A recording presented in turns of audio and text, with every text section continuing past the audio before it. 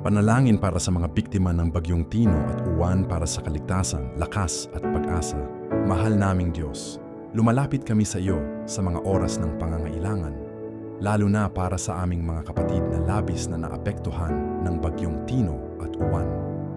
Iyong dinggin ang aming mga panalangin para sa kanilang kaligtasan, lakas ng loob at pag-asa sa gitna ng kanilang paghihirap.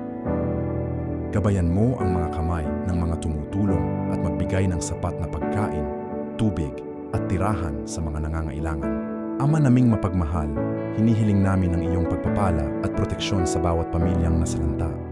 Iyong kalingain ang kanilang mga puso at punuin ng pananampalataya upang malampasan ang mga pagsubok na ito. Naway ang iyong walang hanggang pag-ibig at awa ay maging ilaw sa kanilang madilim na landas at magbigay sa kanila ng lakas upang muling makabangon at magsimulang muli. Amen.